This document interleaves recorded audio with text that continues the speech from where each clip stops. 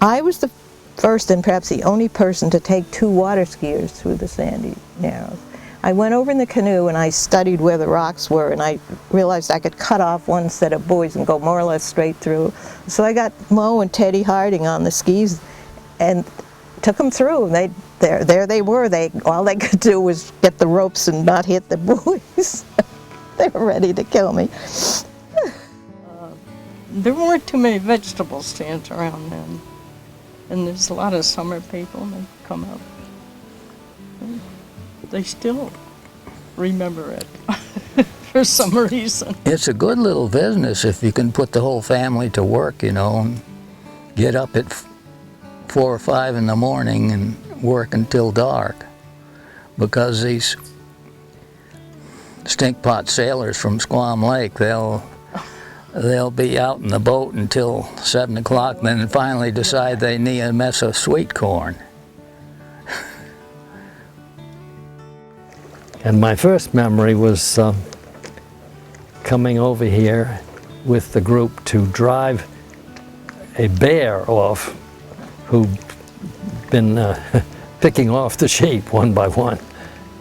And with a bunch of local farmers and a couple of dogs, we drove the bear down to Deep Narrows and a place called Bear Rock. And Julius Smith, who looked after us all and opened camps and did everything, he sat with a .22 over on the far side on Five Finger Point shore, and he plunked the bear as it came across. He shot it from about 10 feet, and finally it gave up the ghost. And that bear skin stayed in our camp for years. That was a good story for a 13-year-old, I think it was, yeah. My husband loved it too. He grew up summers in Sandwich, and he rowed at college, and he had a single shell and was out almost every morning. Once he was out training for the head of the Charles, and it was snowing. So I took the boat and went and followed him, because I thought, honestly, any idiot that goes out and rows in the snow. Times I remember was main camp had an old Victrola, and they were playing all these old records. And we'd lay out on the rock listening. It was just wonderful sort of a mood. It's very, very good. We're very, as Len says, we're very lucky to have something like this. I made hay in this field when I first came here. Kind of sparse, but I did make hay. Had an old Model 8 truck, and I'd get the hay all in stacks and head the truck downhill and put the emergency brake on and put it in gear, and it would just go chug, chug, chug right down about the right speed with the brake on. Well, I can say that I've spent a night on the island every month of the year, which took some doing, because it's depended on the ice. And we used to pull a canoe across the ice and then jump into it when the ice gave way.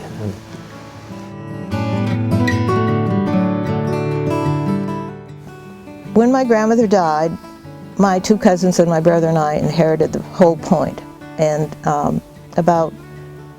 well, it was a good 250 acres and almost 2 miles of shorefront. And we never really said whose was what, and we paid the taxes and rented Nawasis in the farmhouse. When did you buy this, 48? I don't remember if it was 47 or 48. That tractor is 48, so I must have been here for at least 6 months before getting that.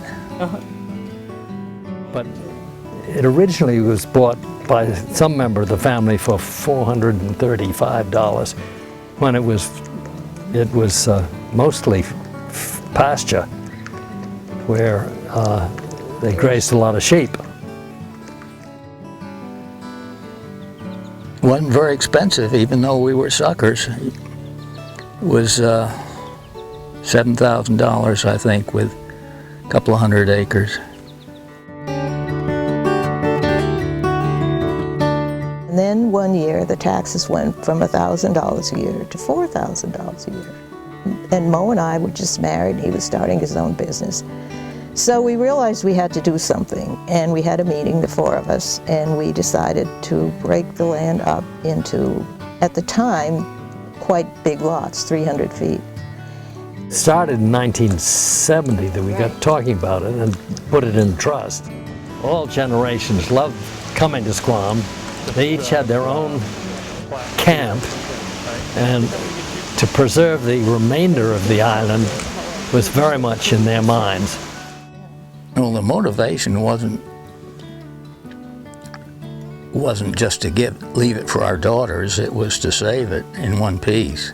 Figured out the values and everything, and I ended up with the back of Lily Cove and the front of the mountain that nobody else wanted, which was good because I've been able to put them in conservation. And then they started selling. The place is divided into 3 groups. There's about 10 acres where the houses and buildings are, and then there's 100 acres or so can be used for farming, but can't be built on. And then up here, can't be used for farming or wood or anything, just left alone. And that is the interesting thing about the easement, because I think it's one of the very first ones that was forever wild. If we don't do it now, it'll be too late. You know, and I'm not going to be here much longer, so I need to get it done.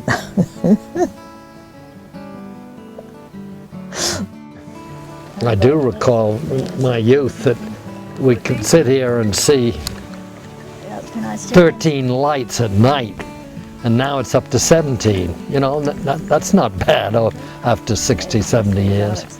No. I look at the front of the mountain and I think, it's still okay.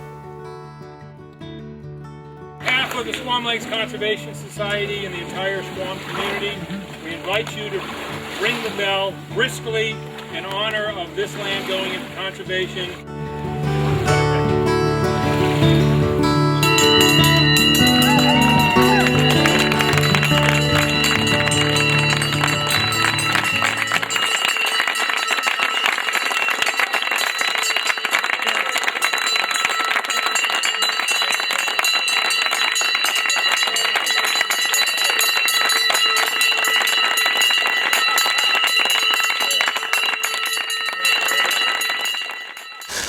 Well, don't hesitate to come again.